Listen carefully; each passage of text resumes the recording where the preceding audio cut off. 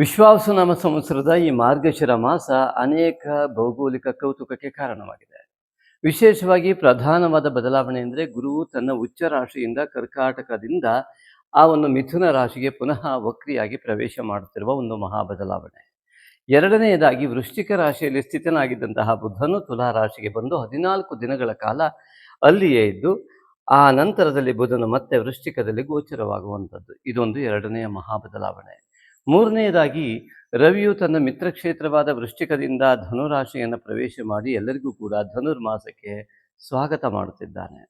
ಹಾಗೆಯೇ ಕುಜ ಕೂಡ ಈ ವೃಶ್ಚಿಕ ರಾಶಿಯ ಅಧಿಪತಿಯಾಗಿ ತನ್ನ ಮಿತ್ರನಾದ ರವಿಯ ಜೊತೆಗೆ ಈ ಧನು ರಾಶಿಯಲ್ಲಿ ಇರುವಂಥದ್ದು ಒಂದು ವಿಶೇಷವಾದ ಧನುರ್ಮಾಸವಾಗಿ ಪರಿವರ್ತನೆ ಆಗ್ತಾ ಇದೆ. ಇಂತಹ ಒಂದು ಮಹಾ ಪರಿವರ್ತನೆ ಈ ಒಂದು ಮಾರ್ಗಶಿರ ಮಾಸದಲ್ಲಿ ಜಾಗತಿಕ ಮಟ್ಟದಲ್ಲಿ ಬದಲಾವಣೆ ಆಗುವುದರ ಜೊತೆಗೆ ಪ್ರತಿಯೊಬ್ಬರ ಜೀವನ ಜಗತ್ತಿನ ಬದಲಾವಣೆಯು ಅತ್ಯಂತ ಪ್ರಬಲವಾಗಿ ಆಗುವ ಲಕ್ಷಣಗಳು ಕಂಡು ಬರ್ತಾ ಇದೆ. ಹಾಗೆಯೇ ಇಲ್ಲಿ ವಿಶೇಷವಾಗಿ 5 ಗ್ರಹಗಳ 6 ರೀತಿಯಾದಂತಹ ಒಂದು ಸಂಚಾರ ವಿಶೇಷ ಕೌತುಕಕ್ಕೆ ಕಾರಣ. ಯಾಕೆಂದರೆ ಬುಧ ಗ್ರಹವು 2 ಬಾರಿ ಈ ಒಂದು ಮಾಸದಲ್ಲಿ ಚಲನೆಯನ್ನು ಹಿಂದೆ ಬಂದು ಮತ್ತೆ ಮುಂದೆ ಬರುವಂತಹ ವಕ್ರಿ ಗಮನವನ್ನು ಭಾಸ ಮಾಡ್ತಾ ಇದ್ದಾನೆ. ಹಾಗಾಗಿ ಇದು ವಿಶೇಷವಾದಂತಹ ಜೀವನ ಜಗತ್ತಿನ ಜಾಗತಿಕವಾದಂತಹ ಮಹಾ ಬದಲಾವಣೆ. ಓಂ ಮಾತ್ರೇರ್ಮಃ, ಓಂ ಮಾತೃಭ್ಯೋ ನಮಃ, ಓಂ ಪಿತ್ರೇರ್ಮಃ, ಓಂ ಪಿತೃಭ್ಯೋ ನಮಃ, ಓಂ ಗುರುಭ್ಯೋ ನಮಃ, ಓಂ ಆಚಾರ್ಯೇಭ್ಯೋ ನಮಃ, ಓಂ ಮಹಾಗಣಪತಯೇ ನಮಃ, ಓಂ ಕುಲದೇವತಾ ಭೂದೇವಿ ಸಹಿತ ಲಕ್ಷ್ಮೀನಾರಾಯಣಾಯ ನಮಃ, ಓಂ ಉಮಾಮಹೇಶ್ವರಾಭ್ಯಾಂ ನಮೋ ನಮಃ.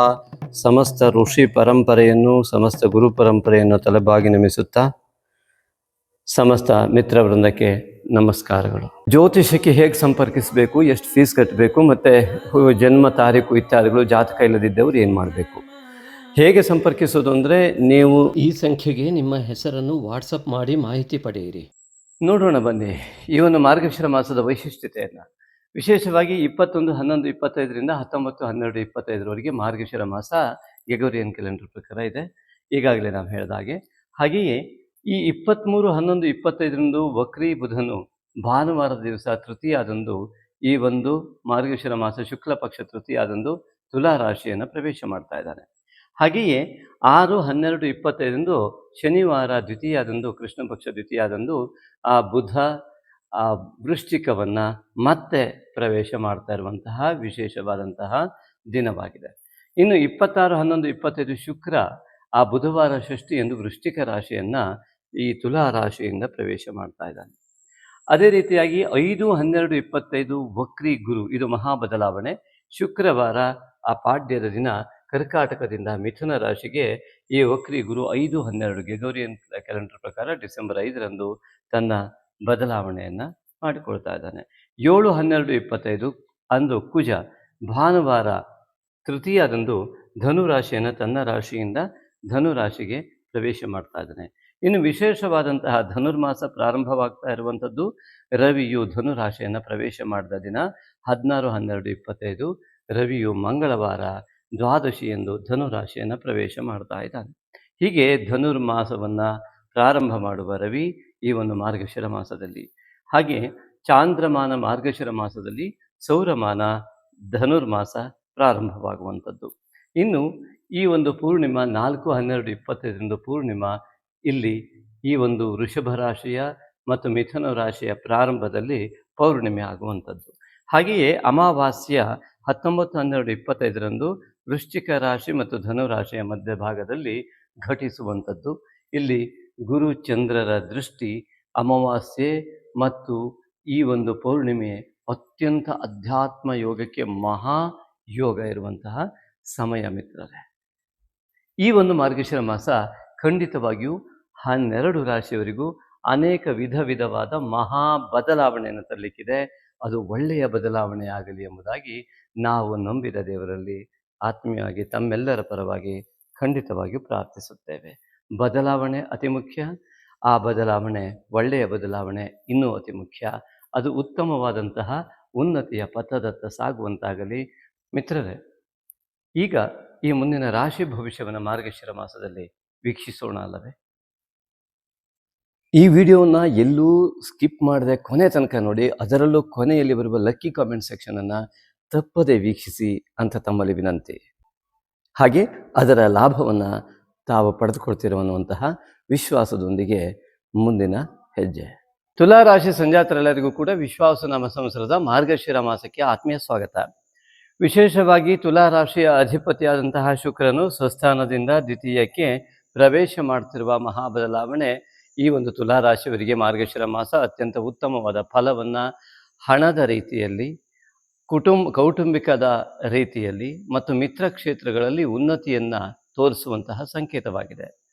ಅದೇ ರೀತಿಯಾಗಿ ಶುಕ್ರನು ಏಕಾದಶಾಧಿಪತಿಯಾದಂತಹ ರವಿಯ ಜೊತೆಗೂ ಭೂಕಾರಕನಾದಂತಹ ದ್ವಿತೀಯಾಧಿಪತಿ ಮತ್ತು ಸಪ್ತಮಾಧಿಪತಿಯಾದಂತಹ ರವಿಯ ಜೊತೆಗೆ ಈ ಕುಜನು ಸಪ್ತಮಾಧಿಪತಿಯಾಗಿ ರವಿಯ ಜೊತೆಗೆ ಶುಕ್ರನ ಜೊತೆಗೆ ಇರ್ತಕ್ಕಂಥದ್ದು ಇಲ್ಲಿ ವಿಶೇಷವಾದ ಫಲವನ್ನು ಕೊಡುವಂತೆ ಭಾಸವಾಗ್ತಾ ಇದೆ. ಅದರ ಜೊತೆಗೆ ಭಾಗ್ಯಾಧಿಪತಿಯಾದಂತಹ ಬುಧನು ಮತ್ತೆ ಈ ಒಂದು ಶುಕ್ರನ ಜೊತೆಗೆ ಯುತಿಯನ್ನು ಇಲ್ಲೂ ಪ್ರಾರಂಭದಲ್ಲಿ ನಂತರದಲ್ಲಿ ಇಲ್ಲಿ ಎರಡೂ ರೀತಿಯಲ್ಲೂ ಬುಧನ ಭಾಗ್ಯಾಧಿಪತಿಯ ಒಂದು ಸಂಯೋಗ, ಆ ಸಂಚಾರದ ಮಧ್ಯದಲ್ಲಿ ಶುಕ್ರನ ಜೊತೆಗೆ ಸಂಚಾರ ಅತಿ ದೊಡ್ಡವಾದ ಲಾಭವನ್ನು ಕೊಡುವಂಥ ಎಲ್ಲ ಸಂಕೇತಗಳಿದೆ. ಅದು ಹೇಗೆ ಅಂತ ನೋಡೋಣ ಬನ್ನಿ. ಮೊದಲನೇದಾಗಿ ಈ ಶುಕ್ರ ರಾಷ್ಟ್ರಾಧಿಪತಿ ಆಗಿದ್ದರಿಂದಾಗಿ ನಿಮ್ಮ ಯೋಚನೆಗಳು, ಚಿಂತನೆಗಳು, ಸ್ವಭಾವಗಳು ಎಲ್ಲವೂ ಕೂಡ ಒಂದು ಕಾರ್ಯಸಿದ್ಧಿಯ ಸ್ಥಾನಕ್ಕೆ ಬರ್ತಾ ಇದೆ. ಅಂದರೆ ನೀವು ಹಿಂದೆ ಯೋಚನೆ ಮಾಡಿದ ಅನೇಕ ವಿಧವಾದ ಆರ್ಥಿಕ ಸ್ಥಿತಿಗತಿಗಳಿರ್ಬೋದು, ಕೌಟುಂಬಿಕವಾದ ವಿಚಾರಗಳಿರ್ಬೋದು, ಮಿತ್ರ ಕ್ಷೇತ್ರದ ವಿಚಾರಗಳಿರ್ಬೋದು ಮತ್ತು ಎಲ್ಲಾದರೂ ಹೂಡಿಕೆ ಇತ್ಯಾದಿಗಳಿರ್ಬೋದು, ಅವೆಲ್ಲವೂ ಕೂಡ ಯಶಸ್ಸನ್ನು ಕಾಣುವ ದಿಕ್ಕಿನಲ್ಲಿ ಕುಲದೇವತಾ ಆರಾಧನೆಯ ಫಲದಿಂದ ಲಭ್ಯವಾಗುವ ಲಕ್ಷಣಗಳು ಅತ್ಯಂತ ಪ್ರಬಲವಾಗಿಯೂ ತಂದೆಯ ಆಶೀರ್ವಾದ, ಗುರು ಹಿರಿಯರ ಮಾರ್ಗದರ್ಶನದ ಒಂದು ಉತ್ತಮ ಫಲವಾಗಿ ಕಂಡು ಬರ್ತಾ ಇದೆ. ಅದೇ ರೀತಿಯಲ್ಲಿ ಈ ಶುಕ್ರನ ದ್ವಿತೀಯ ಚಾರದಿಂದಾಗಿ ಹಣಕಾಸಿನಲ್ಲಿ ಉನ್ನತಿ ಆಗುವುದೊಂದೇ ಅಲ್ಲದೆ ಏಕಾದಶಾಧಿಪತಿಯಾದ ರವಿಯ ಜೊತೆಗಿನ ಒಂದು ಯುತಿ ಏನಿದೆ, ಇದು ಅತ್ಯುತ್ತಮವಾದಂತಹ ಪಿತೃವರ್ಗದ ಆಶೀರ್ವಾದದ ಬಲದ ಮೇಲೆ ಅತಿಯಾದ ಲಾಭವನ್ನು, ನಿರೀಕ್ಷೆಗೂ ಮೀರಿದ ಲಾಭವನ್ನು ಕೊಡುವಂಥ ಮಹಾ ಬದಲಾವಣೆ ಆಗುವ ಲಕ್ಷಣ ಕಾಣ್ತಾ ಇದೆ. ಅದರ ಜೊತೆಗೆ ಕುಜ ಭೂಕಾರಕನಾಗಿ, ಬಂಗಾರದ ಕಾರಕನಾಗಿ ದ್ವಿತೀಯದಲ್ಲಿರ್ಬೋದು, ಕೌಟುಂಬಿಕವಾಗಿ ಯಾವುದಾದರೂ ವ್ಯಾಜ್ಯ ಇತ್ಯಾದಿಗಳಿದ್ರೂ ಅತಿ ಸುಲಭವಾಗಿ ವ್ಯಾಜ್ಯ ಬಗೆಹರುವ ಲಕ್ಷಣಗಳು ಕಾಣ್ತಾ ಇವೆ. ಅದೇ ರೀತಿಯಾಗಿ ಈ ಒಂದು ರವಿ ಮತ್ತು ಕುಜನ ಯುತಿಯಿಂದಾಗಿ ಶುಕ್ರನು ರಾಷ್ಟ್ರಾಧಿಪತಿಯ ಜೊತೆಗೆ ಇರುವುದರಿಂದಾಗಿ ಈ ಹೆಂಡತಿ ಅಥವಾ ಗಂಡ ಅವರಿಬ್ಬರ ತಾಯಿ ತಂದೆಯರ ಆಸ್ತಿ ಇತ್ಯಾದಿಗಳು, ಅದರ ವಿಚಾರಗಳು, ಬಂಗಾರದ ವಿಚಾರಗಳು ಅತ್ಯಂತ ಉತ್ತಮ ರೀತಿಯಲ್ಲಿ ಎಲ್ಲ ಒಳ್ಳೆಯ ಲಾಭವಾಗುವಂಥ ಯೋಗ, ಸಿಗುವಂಥ ಯೋಗ. ಅದೇ ರೀತಿಯಾಗಿ ಈ ವಿಶೇಷವಾಗಿ ಪ್ರೇಮಗಳಿಗೆ ಅತ್ಯುತ್ತಮವಾದ ಪ್ರೇಮಿಗಳ ಸಂಯೋಗ ಆಗುವಂತಹ ಆ ಒಂದು ಅದ್ಭುತವಾದ ಸಮಯ ಈ ಮಾರ್ಗಶಿರ ಮಾಸ. ಹಾಗಾಗಿ ಇಲ್ಲಿ ಈ 4 ರವಿ, ಕುಜ, ಶುಕ್ರ, ಬುಧರ ಈ ಶುಕ್ರ ಬುಧರ ಈ ಒಂದು ವ್ಯವಸ್ಥೆ ಅತ್ಯಂತ ದೊಡ್ಡ ಬದಲಾವಣೆಯನ್ನಾಗಿ ತೋರಿಸ್ತಾ ಇದೆ. ಅದೇ ರೀತಿಯಾಗಿ ಈ ಗುರುವಿನ ದೃಷ್ಟಿ ಈಗ ಈ ವೃಶ್ಚಿಕ ರಾಶಿವರೆಗೂ ಇತ್ತು, ಮತ್ತೆ ಈ ಮತ್ತು ವಕ್ರನಾಗಿ ಮತ್ತೆ ಮಿಥುನಕ್ಕೆ ಹೋಗುವಾಗ ತುಲಾ ರಾಶಿಯ ಮೇಲೂ ಕೂಡ ಗುರುದೃಷ್ಟಿ ಕಂಡುಬರುವಂಥದ್ದು. ಹಾಗಾಗಿ ಈ ಎರಡೂ ರಾಶಿಗಳ ಮೇಲೆ ಗುರುದೃಷ್ಟಿ ಮಾರ್ಗಶಿರ ಮಾಸದ ಅತ್ಯಂತ ವಿಶಿಷ್ಟವಾದ ಫಲ. ಮತ್ತು ಈ ಗುರುವು ಭಾಗ್ಯದಲ್ಲಿಯೂ ಮತ್ತು ದಶಮದಲ್ಲಿಯೂ, ದಶಮದಿಂದ ಮತ್ತೆ ಭಾಗ್ಯಕ್ಕೆ ಹೋಗ್ತಾ ಇರುವಂಥದ್ದು. ಹಾಗಾಗಿ ನಿಮ್ಮ ಕರ್ಮಸ್ಥಾನಗಳು, ಪೂರ್ವಜನ್ಮ ಪುಣ್ಯಕರ್ಮಗಳ ಯೋಗವು ಭಾಗ್ಯವಾಗಿ ಬದಲಾಗುವಂತಹ ಸಮಯ. ಅಂದರೆ ಪೂರ್ವಜನ್ಮದ ಪುಣ್ಯಕರ್ಮವನ್ನು ಅಥವಾ ಈ ಜನ್ಮದಲ್ಲಿ ಅಥವಾ ನಿಮ್ಮ ಕುಟುಂಬದಲ್ಲಿ ಮಾಡಿರುವಂತಹ ಪುಣ್ಯಕರ್ಮಗಳನ್ನು ಅನುಭವಿಸುವ ಮಹಾಯೋಗ ಈ ಗುರುವಿನಿಂದ ಇದೆ. ಹೀಗೆಲ್ಲ ಹೇಳುವಾಗ ಕೆಲವರು ಅಯ್ಯೋ ನನಗೆ ಕಷ್ಟ ಆಗ್ತಾ ಇಲ್ಲ, ಎಷ್ಟೋ ನಿಮ್ಮ ಸಂಸ್ಕಾರಕ್ಕೆ ತಕ್ಕಂತೆ ದಯವಿಟ್ಟು ಮೆಸೇಜ್ ಮಾಡಿ. ಯಾರು ಕೊರಗ್ತಾ ಇರ್ತೀರೋ ಅದನ್ನೇ ನೀವು ಪಡಿತಾ ಹೋಗ್ತೀರಾ. ಯಾರು ಕಷ್ಟ ಅಂತ ಹೇಳ್ತಿರ್ತಾರೋ ಅದು ಅವರಿಗೆ ಖಂಡಿತವಾಗಿಯೂ ಅದೇ ಲಭ್ಯವಾಗ್ತದೆ. ಅದೇ ರೀತಿಯಾಗಿ ಯಾರಿಗೆ ನಮಗೆ ತುಂಬ ಒಳ್ಳೆಯದಾಗ್ತದೆ, ನಾವು ಗುರು ಹಿರಿಯನ್ನ ಆರಾಧಿಸಬೇಕು, ಜೊತೆಗೆ ಗುರು ಹಿರಿಯರ ಮಾತನ್ನು ಕೇಳಬೇಕು, ಆ ವಿನಯವನ್ನು ಅವಲಂಬಿಸಬೇಕು, ಅಹಂಕಾರದಿಂದ ಮುಕ್ತವಾಗಬೇಕು, ಸ್ವಾರ್ಥ ಅದರಿಂದ ಸಂಪೂರ್ಣವಾಗಿ ಮುಕ್ತವಾಗುವ ಚಿಂತನೆಯನ್ನು ಮಾಡಬೇಕು ಎಂಬುದಾಗಿ ಯೋಚಿಸ್ತೀರೋ ಅವರಿಗೆ ಅತಿ ಸುಲಭವಾಗಿ ಒಳ್ಳೆಯ ಫಲಗಳು ಸಿಗತ್ತೆ. ಈ ಹಿಂದೆ ಒಬ್ಬರು ಕಾಮೆಂಟ್ ಮಾಡಿದ್ದಾರೆ, ಅದರ ಫಲವನ್ನು ಮುಂದೆ ಅದರ ವಿಷಯವನ್ನು ನಾವು ನೋಡುವಂತಹ ಒಂದು ಪ್ರಯತ್ನವನ್ನು ಮಾಡೋಣ. ಅತ್ಯುತ್ತಮವಾದ ಕಮೆಂಟ್ ಇದೇ ವಿಷಯದ ಮೇಲಿದೆ. ಹಾಗಾಗಿ ಈ ಬಾರಿಯಿಂದ ಅತ್ಯುತ್ತಮವಾದ ಕಮೆಂಟಿಗೆ ನಾವು ಅನೇಕ ಸೂಕ್ತವಾದಂತಹ ಒಂದು ಉತ್ತರವನ್ನು ಕೊಡುವ ಚಿಂತನೆಯನ್ನು ಮಾಡಿದ್ದೇವೆ. 10 ಜನರಿಗೆ ಆ ಒಂದು ಕಾಮೆಂಟ್ ಉತ್ತಮವಾದ ಫಲವನ್ನು ನೀಡುವಂತಿದ್ದಲ್ಲಿ ಅಂತಹ ಉತ್ತಮವಾದಂತಹ ಕಾಮೆಂಟನ್ನು ಆಯ್ಕೆ ಮಾಡುವಂತಹ ಚಿಂತನೆ ಇದೆ. ಅದೇ ರೀತಿಯಾಗಿ ಈ ಬುಧ ಮತ್ತು ಶುಕ್ರರ ಯುತಿಯ ಜೊತೆಗೆ ಈ ಒಂದು ದ್ವಿತೀಯದ ವ್ಯವಸ್ಥೆ, ಸಪ್ತಮಾಧಿಪತಿ ಕುಜನ ವ್ಯವಸ್ಥೆಯಿಂದ ಈ ಒಂದು ಮಾರ್ಗಶಿರ ಮಾಸ ಅತಿ ದೊಡ್ಡ ಬದಲಾವಣೆ ತರುವುದರ ಜೊತೆಗೆ ಈ ರವಿಯು ತುಲಾ ರಾಶಿಯಿಂದ ದ್ವಿತೀಯದಿಂದ ತೃತೀಯಕ್ಕೆ ಸಹೋದರ ಕ್ಷೇತ್ರಕ್ಕೆ ಹೋಗುವುದರಿಂದ, ಅದರ ಜೊತೆಗೆ ಕುಜನೂ ಕೂಡ ಹೋಗುವುದರಿಂದ ಅಣ್ಣ ತಮ್ಮಂದಿರಿಂದಲ್ಲಿ ಯಾವುದೇ ವ್ಯಾಜ್ಯಗಳಿದ್ರೂ ಅತಿ ಸುಲಭವಾಗಿ ಬಗೆಹರಿಯುವಂತಹ ಮಹಾಯೋಗ. ಅಲ್ಲೂ ಕೂಡ ನೇರವಾಗಿ ಗುರುವಿನ ದೃಷ್ಟಿ ಇರುವಂಥದ್ದು, ಅಮಾವಾಸ್ಯೆಯಲ್ಲಿ ಸಂಭವಿಸುವಂಥದ್ದು, ಪೌರ್ಣಿಮೆಯಲ್ಲಿ ಸಂಭವಿಸುವಂತಹ ವಿಚಾರ ಇದೆಯಲ್ಲ, ಅದ್ಭುತವಾದ ಯೋಗವನ್ನು ಪೂರ್ವಜನ್ಮದ ಬಂಧದಿಂದ ಪಡೆದಂತಹ ಸಹೋದರ ಕ್ಷೇತ್ರ ಅತ್ಯುತ್ತಮವಾದ ಫಲವನ್ನು ಕೊಡುವ ಅಭೂತಪೂರ್ವವಾದಂತಹ ಒಂದು ಜೀವನ ಅನೇಕರಿಗೆ ಲಭ್ಯವಾಗಬಲ್ಲದು.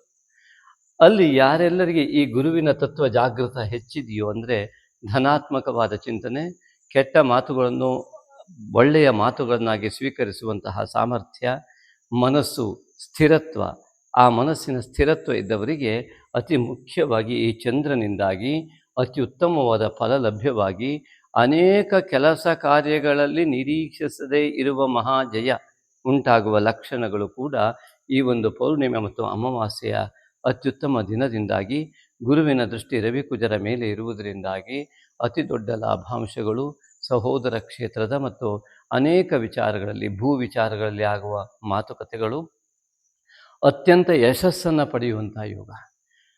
ಇದು ಅಭೂತಪೂರ್ವ ಯೋಗವೇ ಆಗಿದೆ. ಹಾಗಾಗಿ ಈ ತುಲಾರಾಶಿಯವರು ಸ್ವಲ್ಪ ನಿಧಾನವಾಗಿ ನಿಮಗೆ ಯೋಗ ಬಂದರೂ ಅತ್ಯುತ್ತಮವಾದ ಯೋಗ ಬರುವಂಥದ್ದಿದ್ದರಿಂದ ಯಾವುದಕ್ಕೂ ಮಾನಸಿಕವಾಗಿ ಒತ್ತಡವನ್ನು ತೆಗೆದುಕೊಳ್ಳದೆ ಶಾಂತ ಮನಸ್ಸಿನಿಂದ ಸಂತೋಷದಿಂದ ಸ್ವೀಕರಿಸ್ತಾ ಬಂದರೆ ನಿಮ್ಮ ಎಲ್ಲ ಕೆಲಸಗಳು ಸಂಪೂರ್ಣ ಯಶಸ್ಸನ್ನು ಪಡೆಯುವುದರ ಜೊತೆಗೆ ಈ ಜನ್ಮ ಸಾರ್ಥಕ್ಯ ಮಾಡಿಕೊಳ್ಳಲಿಕ್ಕೆ ಇನ್ನೊಂದು ಮಹಾಯೋಗ ಈ ಒಂದು ಪೌರ್ಣಿಮೆ ಮತ್ತು ಅಮಾವಾಸ್ಯೆಯಿಂದ ಲಭ್ಯವಾಗುತ್ತಿರುವುದು ನಿಮ್ಮ ಸುಯೋಗ. ಹಾಗಾಗಿ ಈ ಒಂದು ಶುಕ್ರನ ಸಮೀಪದಲ್ಲಿ ರವಿಯ ಒಂದು ಪ್ರಭಾವದಿಂದ ಅಮಾವಾಸ್ಯೆಯು, ಹಾಗೂ ಈ ಶುಕ್ರನು ತುಲಾರಾಶಿ ಅಧಿಪತಿಯಾಗಿಯೇ ಇರುವುದರಿಂದಾಗಿ ಶುಕ್ರನ ದೃಷ್ಟಿ ತನ್ನ ಮನೆಯಾದ ಅಷ್ಟಮಕ್ಕೆ ಈ ಒಂದು ವೃಷಭ ರಾಶಿಗೆ ಬೀಳ್ತಾ ಇರುವುದರಿಂದಲೂ, ಈ ವೃಷಭ ರಾಶಿಯಲ್ಲಿ ಇಲ್ಲಿ ಪೌರ್ಣಿಮೆ ಸಂಭವಿಸ್ತಾ ಇರುವುದರಿಂದಲೂ ಪೌರ್ಣಿಮೆ ಮತ್ತು ಅಮಾವಾಸ್ಯೆಯಂದು ಅತ್ಯಂತ ಶ್ರದ್ಧಾ ಭಕ್ತಿಯಿಂದ ಮಾಡುವ ಯಾವುದೇ ಅನುಷ್ಠಾನ, ಧಾರ್ಮಿಕ ಅನುಷ್ಠಾನ ಮತ್ತು ನೀವು ಯೋಜಿಸಿಕೊಂಡಂತಹ ದೊಡ್ಡ ರಿಸರ್ಚ್ ಇತ್ಯಾದಿಗಳು ಅವೆಲ್ಲವೂ ಕೂಡ ಅತ್ಯಂತ ದೊಡ್ಡ ಯಶಸ್ಸನ್ನು ಕಾಣಲಿಕ್ಕಿವೆ. ಜಗತ್ತಿಗೆ ಬೆಳಕು ನೀಡುವಷ್ಟು ನಿಮ್ಮ ಒಂದು ಸಂಶೋಧನೆ ಇಲ್ಲಿ ಯಶಸ್ಸನ್ನುಗೊಳ್ಳಲಿಕ್ಕೆ ಈ ಹುಣ್ಣಿಮೆ ಮತ್ತು ಅಮಾವಾಸ್ಯೆ ಕಾರಣವಾಗಬಹುದು. ನಿಮ್ಮ ಉತ್ತಮವಾದ ಮನಸ್ಥಿತಿ ಅದಕ್ಕೆ ಸಹಕಾರ ಕೊಡಬಲ್ಲದು. ಹಾಗಾಗಿ ಅಧ್ಯಾತ್ಮ ಚಿಂತಕರು ಖಂಡಿತವಾಗಿಯೂ ಮಹಾ ಸಾಧನೆಯನ್ನು ಮಾಡಿದಲ್ಲಿ ಈ ಮಹಾಗುರುವಿನ, ಈ ಗುರುಚಂದ್ರನ ಒಂದು ಗಜಕೇಸರಿ ಯೋಗದಂತೆ ಆತ್ಮಬಲ ಮನೋಬಲಗಳ ಒಂದು ಪ್ರಾಬಲ್ಯತೆಯಿಂದ ಪೂರ್ವ ಜನ್ಮದಲ್ಲಿ ಮಾಡಿದ ಪುಣ್ಯದ ಜೊತೆಗೆ ಭಾಗ್ಯದಲ್ಲಿರ್ತಕ್ಕಂತಹ ಗುರು ದಶಮದಿಂದ ಅಲ್ಲಿ ವಕ್ರಿಯಾಗಿ ಬರುವಂತಹ ಗುರು ನಿಮ್ಮ ಪೂರ್ವ ಜನ್ಮದಲ್ಲಿ ಮಾಡಿದ ಯಾವುದೇ ಅಧ್ಯಾತ್ಮ ಸಾಧನೆಯ ಫಲ ಈ ಒಂದು ಮಾರ್ಗಶಿರ ಮಾಸದಲ್ಲಿ ನಿಮಗೆ ಲಭ್ಯವಾಗುವ ಎಲ್ಲ ಲಕ್ಷಣಗಳಿದೆ. ಈ ಒಂದು ಲಕ್ಷಣಗಳಿದ್ದಾಗ ಅದನ್ನು ಬಳಸಿಕೊಳ್ಳುವುದಕ್ಕೆ ಸೂಕ್ತ ಗುರುವಿನ ಮಾರ್ಗದರ್ಶನ ಪಡೆಯಿರಿ, ಅಥವಾ ನಿಮ್ಮ ಧ್ಯಾನ ಇತ್ಯಾದಿಗಳಲ್ಲಿ ನಿಮ್ಮ ಮನಸ್ಸು ಯಾವ ರೀತಿಯಾಗಿ ನಿಮ್ಮನ್ನು ಉತ್ತಮವಾಗಿ ಪ್ರೋತ್ಸಾಹಿಸಬಲ್ಲದೋ, ಯಾವ ಸಂಸ್ಕಾರ ನಿಮ್ಮನ್ನು ಉತ್ತಮವಾಗಿ ಉತ್ತೇಜನಗೊಳಿಸಬಲ್ಲದೋ ಅಂತಹ ಸಂಸ್ಕಾರಗಳ ಮಾತನ್ನು, ಅಂತಹ ಉತ್ತಮವಾದ ಜ್ಞಾನದ ಒಂದು ಆಸರೆಯನ್ನು ಪಡೆಯಿರಿ. ಅದರ ಮೂಲಕವಾಗಿ ಉತ್ತಮ ಅಧ್ಯಾತ್ಮ ಸಾಧನೆಯನ್ನು ಮಾಡುವ ಮೂಲಕ ಲೋಕಕ್ಕೆ ನೀವೊಂದು ಬೆಳಕಾಗಬಲ್ಲದು. ಹಾಗೆ ನಿಮ್ಮ ಜನ್ಮ ಸಾರ್ಥಕ್ಯವಾಗಬಲ್ಲದು. ಅದೇ ರೀತಿಯಾಗಿ ತೃತೀಯಾಧಿಪತಿಯಾದಂತಹ ಗುರುವೇ ಭಾಗ್ಯಕ್ಕೆ ಪ್ರವೇಶ ಮಾಡ್ತಾ ಇರುವುದರಿಂದ ನಿಮ್ಮ ಮಾತುಕತೆಗಳಲ್ಲಿ ಯಶಸ್ಸಿನ ಜೊತೆಗೆ ಇವನು ಶಿಷ್ಟಾಧಿಪತಿ ಆಗಿರುವುದರಿಂದ ಸಮಸ್ತ ವಿಧವಾದಂತಹ ಶತ್ರುಗಳು, ಆಂತರಿಕ ಮತ್ತು ಬಾಹ್ಯ ಎರಡೂ ಶತ್ರುಗಳು ಕೂಡ ಸಂಪೂರ್ಣವಾಗಿ ಮಿತ್ರರಾಗಿ ಪರಿವರ್ತಿತವಾಗುವಂತಹ ಮಹಾಯೋಗ. ಇಂತಹ ಯೋಗ ಅನೇಕರಿಗೆ ಅತಿ ಸುಲಭವಾಗಿ ಲಭ್ಯವಾಗುವಂಥದ್ದು ಈ ಒಂದು ಮಾರ್ಗಶಿರ ಮಾಸದಲ್ಲಿ. ಈ ಸುಯೋಗವನ್ನು ಖಂಡಿತವಾಗಿಯೂ ಬಿಟ್ಕೊಳ್ಬೇಡಿ. ಆದಷ್ಟು ಇದನ್ನು ಲಾಭವನ್ನು ಪಡೆಯುವತ್ತ ನಿಮ್ಮ ಚಿತ್ತವಿರಲಿ. ಹಾಗಾಗಿ ಬದುಕು ಬದಲಾವಣೆಯತ್ತ ಸಾಗಲಿ. ಹಾಗೆಯೇ ಚತುರ್ಥಾಧಿಪತಿಯಾದ ಶನೈಶ್ಚರ ಈಗಾಗಲೇ 6ನೇ ಮನೆಯಲ್ಲಿದ್ದು ಬಹಳ ದಿನ ಆಯಿತು. ಆದರೆ 6ನೇ ಮನೆಯ ಅಧಿಪತಿಯ ಗುರು ಭಾಗ್ಯಕ್ಕೆ ಬರ್ತಾ ಇರುವುದರಿಂದ ಇದು ಅತ್ಯುತ್ತಮವಾದಂತಹ ಶನೈಶ್ವರನಿಂದ ಮಾನಸಿಕ ನೆಮ್ಮದಿ, ಪಂಚಮ ಶನಿಯಿಂದ ಬಿಡುಗಡೆ ಆದಂತಹ ನೀವು ಆ ಮಾನಸಿಕ ನೆಮ್ಮದಿಯನ್ನು ಎಲ್ಲವನ್ನು ಪಡೆಯುವುದಕ್ಕೂ ಮತ್ತು ನಿಮ್ಮ ಆಂತರಿಕ ಮತ್ತು ಬಾಹ್ಯ ಶತ್ರುಗಳ ದಮನಕ್ಕೆ ಶನೈಶ್ಚರ ಗುರುವಿನ ಮೂಲಕವಾಗಿ ಕರ್ಮ ಫಲವನ್ನು ಕೊಡುವ ಎಲ್ಲ ಲಕ್ಷಣಗಳು ಇಲ್ಲಿ ಗೋಚರವಾಗ್ತಾ ಇದೆ. ಅಂತಹ ಒಂದು ಅದ್ಭುತ ಯೋಗ ನಿಮ್ಮದಾಗಲಿ. ಅದೇ ರೀತಿಯಾಗಿ ಆ ಪಂಚಮಾಧಿಪತಿಯಾದಂತಹ ಶನೈಶ್ಚರನು ನಿಮ್ಮ ಜ್ಞಾನ ಕ್ಷೇತ್ರದ ಅಧಿಪತಿಯಾಗಿ ಪೂರ್ವಜನ್ಮದ ಕಾರಕನಾಗಿ ಕರ್ಮ ಫಲದಾತನಾಗಿರ್ತಕ್ಕಂತಹ ಶನೈಶ್ಚರನು ಈ ಒಂದು ಭಾಗ್ಯಾಧಿಪತಿಯ ಜೊತೆಗೆ ಗುರುವಿನ ಮನೆಯಲ್ಲಿರುವಂತಹ ಶನೈಶ್ಚರ ಕರ್ಮಸ್ಥಾನದಿಂದ ಗುರುವು ಈ ಒಂದು ಭಾಗ್ಯಕ್ಕೆ ಹೋಗ್ತಾ ಇರುವಂಥದ್ದು, ಗುರುವಿನ ದೃಷ್ಟಿ ಕರ್ಮಸ್ಥಾನದಿಂದ ಶನೈಶ್ವರನ ಮೇಲೆ ಇರುವಂಥದ್ದು. ಇದನ್ನು ನೋಡಿದಾಗ ನಿಮ್ಮ ಪೂರ್ವ ಜನ್ಮದ ಸಮಸ್ತ ವಿಧವಾದಂತಹ ಪಂಚಮಾಧಿಪತಿಯನ್ನು ಇಟ್ಟುಕೊಂಡಾಗ ಯಾವ್ಯಾವ ಅದ್ಭುತವಾದ ಅಧ್ಯಾತ್ಮ ಜ್ಞಾನ, ಲೌಕಿಕ ಜ್ಞಾನ ಎಲ್ಲವನ್ನು ನೀವು ಗಳಿಸಿದ್ದೀರೋ ಅನೇಕ ಜನ್ಮಗಳಲ್ಲಿ, ನಿಮ್ಮ ಒಂದು ಅಧ್ಯಾತ್ಮ ಚಿಂತನ ನಿರತರಾದಂಥವರಲ್ಲಿ ಧ್ಯಾನಕ್ಕೆ ಕುಳಿತಾಗ ಅವೆಲ್ಲವೂ ಮತ್ತೆ ಸ್ಫುರಣೆಯಾಗುವಂತಹ ಮಹಾಯೋಗ. ಇದೇ ಜಗತ್ತಿನ ಜಾಗತಿಕ ಬದಲಾವಣೆಯ ಯೋಗ. ಜಾಗತಿಕ ಮಟ್ಟದಲ್ಲಿ ಅತಿ ದೊಡ್ಡವಾದಂತಹ ಒಂದು ವ್ಯತ್ಯಾಸ ಆಗುವಂತಹ ಲಕ್ಷಣಗಳು ಕಂಡುಬರುವುದರ ಜೊತೆಗೆ ಇಲ್ಲಿ ನಾವು ವೈಯಕ್ತಿಕ ರಾಶಿ ಭವಿಷ್ಯವನ್ನು ಹೇಳ್ತಾ ಇರುವುದರಿಂದ ಜಾಗತಿಕ ಮಟ್ಟದ ಚಿಂತನೆ ಬೇಡ. ಆದರೆ ಒಂದು ಜಾಗತಿಕವಾಗಿ ಒಂದು ಮಹಾ ಬದಲಾವಣೆ ಆಗ್ತಾ ಇದೆ ಅಂತ ಆದರೆ ವ್ಯಕ್ತಿ ಜೀವನದಲ್ಲೂ ಅಷ್ಟೇ ದೊಡ್ಡ ಬದಲಾವಣೆ ಆಗಬಲ್ಲದು. ಹಾಗಾಗಿ ಅಂತಹ ಉತ್ತಮ ಬದಲಾವಣೆಯೇ ನಿಮಗೆಲ್ಲ ಉಂಟಾಗಲಿ ಎಂಬುದಾಗಿ ನಾವು ನಂಬಿದ ದೇವರಲ್ಲಿ ಆತ್ಮೀಯವಾಗಿ ನಾವು ಪ್ರಾರ್ಥಿಸಿಕೊಳ್ಳುತ್ತೇವೆ. ಯಾಕೆಂದರೆ ಲೋಕಾಹ ಸಮಸ್ತಾಹ ಸುಖಿನೋ ಭವಂತು ಎನ್ನುವುದೇ ನಮ್ಮ ಧರ್ಮ. ಹಾಗಾಗಿ ಇಲ್ಲಿ ಷಷ್ಠಾಧಿಪತಿಯಾದ ಗುರುವಿನ ಫಲವನ್ನು ನೋಡಿ ಆಯಿತು. ಇನ್ನು ಸಪ್ತಮಾಧಿಪತಿಯಾದ ಕುಜ ದ್ವಿತೀಯದಲ್ಲಿ ಇರುವುದರಿಂದ ಈಗಾಗಲೇ ಹೇಳಿದಂತೆ ಹೆಂಡತಿಯ ಕಡೆಯಿಂದ ಅಥವಾ ಪತಿಯ ಕಡೆಯಿಂದ ಹಣಕಾಸಿನ ನೆರವು, ಭೂಯೋಗ, ಬಂಗಾರ ಯೋಗ ಇತ್ಯಾದಿಗಳು. ಆದರೆ ಶುಕ್ರ ಕಳತ್ರಕಾರಕನಾಗಿ ರವಿಯ ಸಾಂಗತ್ಯವನ್ನು, ಶತ್ರುವಿನ ಸಾಂಗತ್ಯವನ್ನು ಹೊಂದಿ ಇಲ್ಲಿ ಕುಜನು ಕೂಡ ಸ್ವಸ್ಥಾನದಲ್ಲಿ ಗೋಚರನಾಗಿ ಈ ಸಪ್ತಮಾಧಿಪತಿಯಾದಂತಹ ಕುಜನು ರಾಶಿಯಾಧಿಪತಿಯ ಜೊತೆಗೆ ಇರುವಂಥದ್ದು.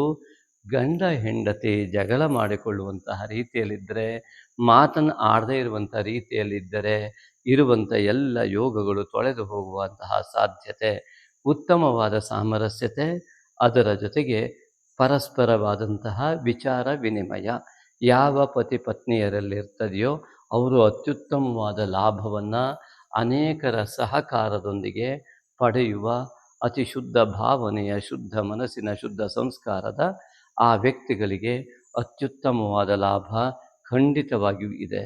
ಇನ್ನು ಅಷ್ಟಮಾಧಿಪತಿಯಾದಂತಹ ಶುಕ್ರನು ದ್ವಿತೀಯದಲ್ಲಿ ಇರುವಂಥದ್ದು, ಶುಕ್ರನು ಅಷ್ಟಮ ಸ್ವಸ್ಥಾನಕ್ಕೆ ದೃಷ್ಟಿ ಇಟ್ಟಿರುವಂಥದ್ದು, ಇದು ಕೂಡ ಉತ್ತಮವಾಗಿದ್ದೆ. ಈಗಾಗಲೇ ಅದರ ವಿಷಯವನ್ನು ಹೇಳಿದ್ದೇವೆ. ಇನ್ನು ಕರ್ಮಾಧಿಪತಿಯಾದಂತಹ ಚಂದ್ರನು, ಈ ಚಂದ್ರನು ಅತ್ಯುತ್ತಮವಾದ ರೀತಿಯಲ್ಲಿ ಶುಕ್ರನ ಸಮೀಪ, ರವಿಯಿಂದ ಅಮಾವಾಸ್ಯೆ, ಗುರುವಿನ ಸಮೀಪದಲ್ಲಿ ಪೌರ್ಣಿಮೆ ಇತ್ಯಾದಿಗಳೆಲ್ಲ ಏನಿದೆ ಇದು ಸಾಮಾನ್ಯವಾದಂತಹ ಫಲವನ್ನು ಚಂದ್ರ ಕೊಡ್ತಾ ಇಲ್ಲ. ಮಾತೃವರ್ಗದ ಆಶೀರ್ವಾದ, ಅನುಗ್ರಹ ಯಾರಿಗೆಲ್ಲ ಸಂಪೂರ್ಣ ಲಭ್ಯವಾಗಿದೆಯೋ, ನಿತ್ಯ ತಾಯಿಗೆ ನಮಸ್ಕಾರ ಮಾಡ್ತಕ್ಕಂತಹ ವ್ಯಕ್ತಿಗಳು ಯಾರಿದ್ದರೋ ಇದರ ಸಂಪೂರ್ಣ ಫಲ ಅವರಿಗೆ ಲಭ್ಯವಾಗುತ್ತೆ. ಸುಖವನ್ನು ಅನುಭವಿಸುವುದು ಮನಸ್ಸಿನಲ್ಲಿ, ಕಷ್ಟವನ್ನು ಅನುಭವಿಸುವುದು ಮನಸ್ಸಿನಲ್ಲಿ. ಮಾತೃಕಾರಕ ಚಂದ್ರ ಹಾಗೂ ಮನಃಕಾರಕ ಚಂದ್ರ. ತಾಯಿಗೆ ನಿತ್ಯ ನಮಸ್ಕಾರ ಮಾಡುವಂತಹ ವ್ಯಕ್ತಿಗಳಿಗೆ ಸುಖವೋ ಕಷ್ಟವೋ ಎಂದು ಚಿಂತನೆಯಾಗುವಂಥದ್ದು. ಯಾರು ತಾಯಿಗೆ ನಿತ್ಯ ನಮಸ್ಕಾರ ಮಾಡ್ತಾರೋ ಅವರ ಮನಸ್ಸು ಸಂಪೂರ್ಣವಾಗಿ ಸುಖವನ್ನು ಅನುಭವಿಸಲಿಕ್ಕೆ ಸಂಪೂರ್ಣ ತಯಾರಿ ಮಾಡಿಕೊಂಡ ಮನಸ್ಸಾಗಿರುತ್ತೆ. ಯಾರು ತಾಯಿಗೆ ವಿರುದ್ಧವಾದ ಮಾತನಾಡ್ತಾರೆ, ತಾಯಿಗೆ ನಿತ್ಯ ನಮಸ್ಕಾರ ಮಾಡುವ ಪ್ರಕ್ರಿಯೆಯನ್ನು ಮಾಡುವುದಿಲ್ಲ, ಅವರ ಮನಸ್ಸು ವಿಚಲಿತವಾಗುವ ಸಾಧ್ಯತೆಗಳೇ ಹೆಚ್ಚು ಮತ್ತು ಮನಸ್ಸು ಕಷ್ಟವನ್ನು ಅನುಭವಿಸುವತ್ತ ಚಿತ್ತವನ್ನು ಮಾಡ್ತಾ ಇದೆ ಅನ್ನುವುದರಲ್ಲೂ ಸಂದೇಹ ಇಲ್ಲ. ಹಾಗಾಗಿ ಮಾತೃದೇವೋಭವ ಮಾತಾಪು ಊರ್ವ ರೂಪಂ ಎನ್ನುವಂತೆ ನಿತ್ಯ ತಾಯಿಯನ್ನು ನಮಸ್ಕರಿಸಿ ಮನಸ್ಸನ್ನು ಪ್ರಶಾಂತವಾಗಿ ಇರಿಸಿಕೊಳ್ಳುವ ಮಹಾ ಪ್ರಯತ್ನವನ್ನು ಯಾರು ಮಾಡ್ತಾ ಇದ್ದಾರೋ ಅವರಿಗೆ ಅತ್ಯುತ್ತಮವಾದ ಫಲ ಲಭ್ಯ. ಭಗವದ್ಗೀತೆಯಂತಹ ಮಹಾಕಾವ್ಯವನ್ನು ನಿರಂತರ ಓದುತ್ತಾ ಅದನ್ನು ಅಳವಡಿಸಿಕೊಳ್ಳುವಂತಹ ಚಿತ್ತವನ್ನು ಮಾಡಿದಲ್ಲಿ ಇನ್ನೂ ಹೆಚ್ಚಿಗೆ ಫಲ ಬರ್ತದೆ. ಚಂಚಲಂ ಹಿ ಮನಃ ಕೃಷ್ಣ ಪ್ರಮಾಥಿ ಫಲವದೃಢಂ ತಸ್ಯಾಹಂ ನಿಗ್ರಹಂ ಮನ್ಯೆ ವಾಯೋರಿವ ಸುದುಷ್ಕರಂ. ಮನಸ್ಸನ್ನು ಹಿಡಿದಿಟ್ಟುಕೊಳ್ಳುವುದು ಅತ್ಯಂತ ಕಷ್ಟ, ಗಾಳಿಯನ್ನು ಹಿಡಿದಾಗೆ ಅಂತ ಹೇಳುವಂತಹ ಅರ್ಜುನ ಕೃಷ್ಣನಿಗೆ ಕೇಳಿದಂತಹ ಪ್ರಶ್ನೆ ಎಲ್ಲರ ಮನಸ್ಸಿನಲ್ಲಿ ಇರುವಂಥ ಪ್ರಶ್ನೆ, ಎಲ್ಲರ ಮನಸ್ಸಿನ ಪ್ರಕ್ರಿಯೆಯ ಪ್ರಶ್ನೆ. ಹಾಗಾಗಿ ಭಗವದ್ಗೀತೆಯನ್ನು ಓದುವ ಮೂಲಕ ಇಂತಹ ಅನೇಕವಾದ ದೋಷಗಳನ್ನು ನಿವಾರಣೆ ಮಾಡಲಿಕ್ಕೆ ಪರಿಹಾರವನ್ನು ಕಂಡುಕೊಳ್ಬೋದು. ನಿತ್ಯ ತಾಯಿಗೆ ನಮಸ್ಕಾರ ಮಾಡೋದು ಈ ಒಂದು ಚಂದ್ರನ ಕರ್ಮಫಲದ ಅಂದರೆ ಉದ್ಯೋಗದ ವ್ಯವಸ್ಥೆಯಲ್ಲಿ ಮಾನಸಿಕವಾದ ಉತ್ತಮ ಸ್ಥಿತಿಗಾಗಿ ಮತ್ತು ದೈಹಿಕ ಮತ್ತು ಮಾನಸಿಕ ಆರೋಗ್ಯಕ್ಕಾಗಿ ಚಂದ್ರಮನು ಈ ಬಾರಿ ಅತಿ ಉತ್ತಮವಾದ ಸಹಕಾರವನ್ನು ತುಲಾರಾಶಿಯವರಿಗೆ ಮಾರ್ಗಶಿರ ಮಾಸದಲ್ಲಿ ನೀಡ್ತಾ ಇದ್ದಾನೆ.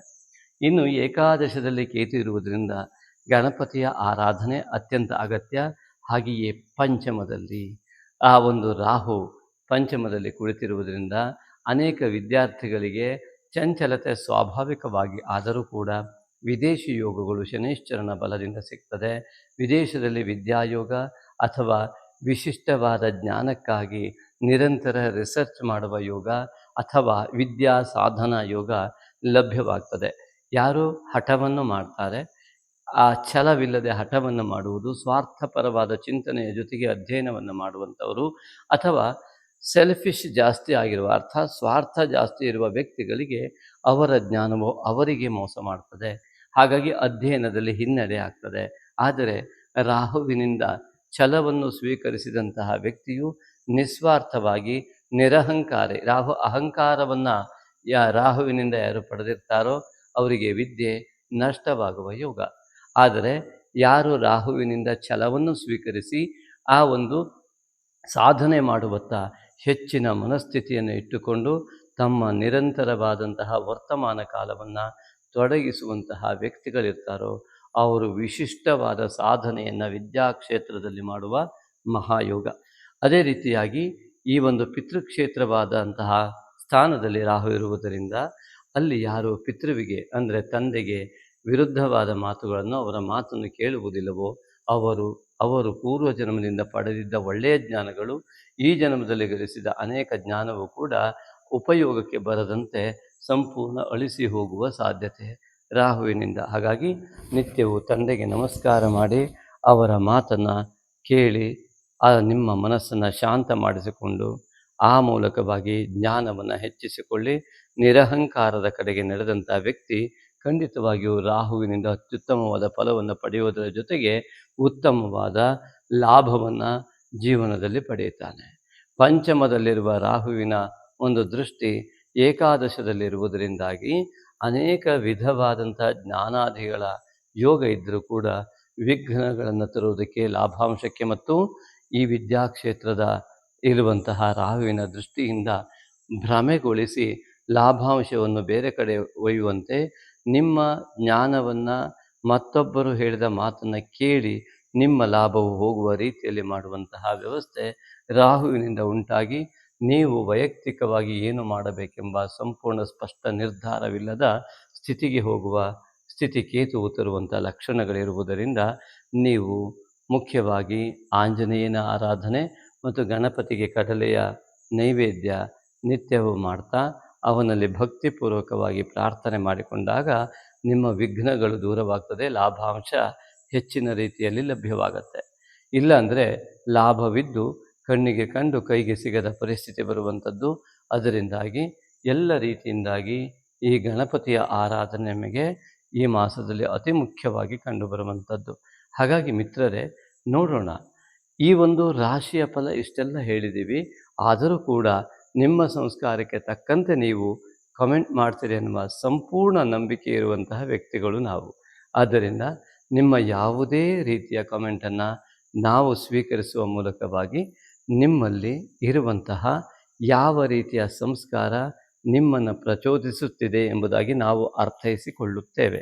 ಅದೇ ರೀತಿಯಾಗಿ ಅತ್ಯುತ್ತಮವಾದ ಕಮೆಂಟನ್ನು ಈ ಒಂದು ವಿಡಿಯೋಗಳ ಮೂಲಕವಾಗಿ ಈಗಿನಿಂದ ಮಾರ್ಗಶಿರ ಮಾಸದಿಂದ ನಾವು ನಿರೀಕ್ಷೆ ಮಾಡುವುದಕ್ಕೆ ಪ್ರಾರಂಭ ಮಾಡ್ತಾ ಇದ್ದೇವೆ.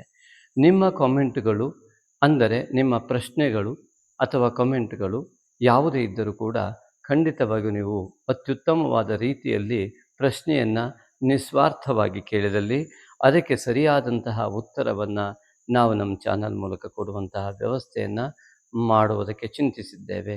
ಹಾಗಾಗಿ ನಿಮ್ಮಿಂದ ಉತ್ತಮ ಸಂಸ್ಕಾರಯುಕ್ತ 10 ಜನರಿಗೆ ಅಥವಾ 1000 ಜನರಿಗೆ ಉಪಯುಕ್ತವಾದಂತಹ ಉತ್ತರ ಸಿಗಬಲ್ಲ ಉತ್ತಮ ಪ್ರಶ್ನೆಗಳನ್ನು ತಮ್ಮಿಂದ ನಾವು ನಿರೀಕ್ಷೆ ಮಾಡಿದ್ದೇವೆ. ಗೊತ್ತಿದ್ದರೆ ಹೇಳುತ್ತೇವೆ, ಗೊತ್ತಿಲ್ಲದಿದ್ದರೆ ಕೇಳಿ ತಿಳಿಸುತ್ತೇವೆ. ಕಾರ್ತಿಕ ಮಾಸದ ಲಕ್ಕಿ ಕಾಮೆಂಟ್ ಸಮಯ. ನಳಿನಿ ಗುರುಸ್ವಾಮಿ. ನಮಸ್ತೆ ನಳಿನಿ ಗುರುಸ್ವಾಮಿಯವರೇ, ನಿಮ್ಮ ಈ ಒಂದು ಅನಿಸಿಕೆಯ ಕಾಮೆಂಟ್ ಲಕ್ಕಿ ಕಾಮೆಂಟ್ ಅಂತ ನಾವು ಕನ್ಸಿಡರ್ ಮಾಡಿದ್ವಿ. ನೀವು ಏನು ಹೇಳಿದ್ದೀರಾ ಅಂತಂದರೆ, ನಾನು ಯಾರನ್ನೂ ದ್ವೇಷಿಸುತ್ತಿಲ್ಲ, ಆದರೆ ಜನರೇ ನನ್ನಿಂದ ದೂರ ಸರಿಯುತ್ತಿದ್ದಾರೆ. ಸ್ವಾಭಾವಿಕ ಅಲ್ಲವೇ? ಇದು ಅತ್ಯುತ್ತಮವಾದ ಕಾಮೆಂಟ್ ಅಂತ ನಾವು ಈ ಕಾರ್ತಿಕ ಮಾಸದಲ್ಲಿ ನಮಗೆ ಬಂದ ಕಾಮೆಂಟ್ ಸೆಕ್ಷನ್ಗಳಲ್ಲಿ ಆಯ್ಕೆ ಮಾಡಿದ ಕಾರಣ ಈ ಒಂದು ಉತ್ತರಕ್ಕಾಗಿ. ಯಾವ ಉತ್ತರ ಇದಕ್ಕೆ ಅಂತಂದರೆ, ನಳಿನಿ ಗುರುಸ್ವಾಮಿಯವರೇ, ನಿಮ್ಮ ಪ್ರಶ್ನೆ ನಿಮಗೊಂದೇ ಅಲ್ಲದೆ ಅನೇಕರಿಗೆ ಉತ್ತರ ನೀಡಬಲ್ಲದು. ಹೇಗೆ ಅಂದರೆ, ನೀವು ಯಾರನ್ನೂ ದ್ವೇಷ ಮಾಡುತ್ತಿಲ್ಲ. This is called good quality. ಇದು ಅತ್ಯುತ್ತಮವಾದಂತಹ ಮನಸ್ಥಿತಿಯ ಪ್ರತೀಕ. ನಿಮ್ಮಿಂದಲೇ ಜನರು ದೂರ ಸರಿಯುತ್ತಿದ್ದಾರೆ. ಹೌದು, ಯಾಕೆ ದೂರ ಸರಿಯುತ್ತಿದ್ರಿ? ತಪ್ಪೋ ಅಥವಾ ಸರಿಯೋ ಅಂತ ಚಿಂತನೆಯನ್ನು ಮಾಡಿದಾಗ, ನಿಮ್ಮ ಹತ್ತಿರ ಬಂದು ದೂರ ಸರಿಯುತ್ತಿರುವ ಜನರು ಯಾರೂ ಕೂಡ ನೀವು ದ್ವೇಷ ಮಾಡದೇ ಇರುವ ನಿಮ್ಮ ಮನಸ್ಥಿತಿಯನ್ನು ಸಹಿಸುತ್ತಿಲ್ಲ. ಹಾಗಾಗಿ ದ್ವೇಷ ಮಾಡುವ ಮನಸ್ಥಿತಿ ಉಳ್ಳವರು ನೀವು ದ್ವೇಷ ಮಾಡುವುದಿಲ್ಲ ಎನ್ನುವುದೇ ಅವರಿಗೆ ಸಮಸ್ಯೆ. ಹಾಗಾಗಿ ಅವರು ದೂರ ಸರಿಯುತ್ತಾರೆ. ಒಂದು ಘಟನೆ ನೆನಪಾಗತ್ತೆ. ಯಾವತ್ತೂ ಕೂಡ ವ್ಯಕ್ತಿ ಪ್ರತಿಕ್ರಿಯೆಯನ್ನು ನಿರೀಕ್ಷೆ ಮಾಡಿ ತನ್ನ ಬುದ್ಧಿಮತ್ತೆಯನ್ನು ಬಳಸ್ತಾನೆ.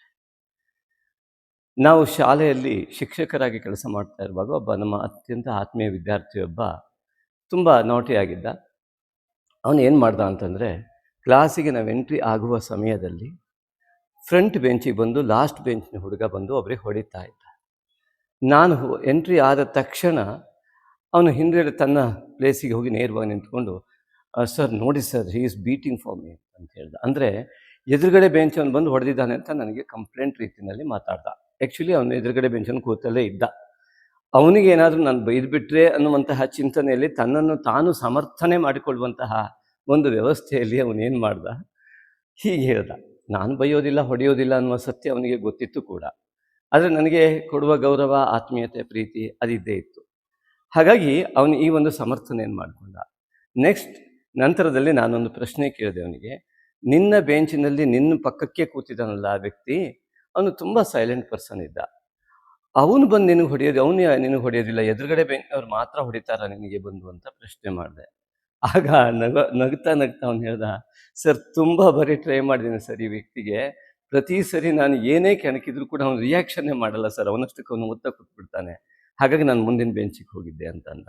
ಅಂದರೆ ಪ್ರತಿಕ್ರಿಯೆ ಎನ್ನುವುದನ್ನು ಬಯಸಿದಂಥವರು, ದ್ವೇಷದ ಪ್ರತಿಕ್ರಿಯೆಯನ್ನು ಬಯಸುವವರು ನಿಮ್ಮಿಂದ ದೂರ ಆಗುವುದು ಸ್ವಾಭಾವಿಕ. ಹಾಗಾಗಿ ನಾವು ಯಾರನ್ನೂ ದ್ವೇಷಿಸದೇ ಇದ್ದಾಗ ದ್ವೇಷಿಸುವ ಮನಸ್ಥಿತಿಯವರು ನಮ್ಮಿಂದ ದೂರ ಆಗ್ತಾರೆ. ಇದು ನಿತ್ಯ ಸತ್ಯ.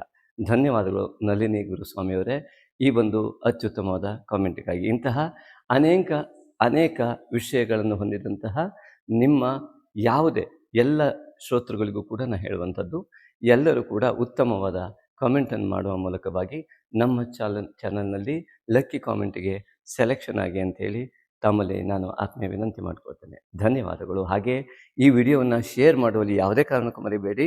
ಅನೇಕರಿಗೆ ಮಾನಸಿಕವಾಗಿ, ಬೌದ್ಧಿಕವಾಗಿ ನಿರ್ಣಯಾತ್ಮಕ ಶಕ್ತಿ ಇರ್ಬೋದು, ಮನೋಬಲದ ಆ ಒಂದು ಪ್ರಾಬಲ್ಯತೆಯನ್ನು ಮಾಡಿಕೊಳ್ಳಲಿಕ್ಕೆ ನಮ್ಮ ವಿಡಿಯೋ ಸ್ವಲ್ಪವಾದರೂ ಸಹಾಯ ಆದರೆ ಅದೇ ನಮಗೆ ಧನ್ಯತಾ ಭಾವ. ನಿಮ್ಮ ಜೀವನ ಕೂಡ ಸಾರ್ಥಕವಾಗುತ್ತೆ ಅಂತ ನಾನು ಬಯಸ್ತೇನೆ. ಧನ್ಯವಾದಗಳು ಮಿತ್ರರೇ.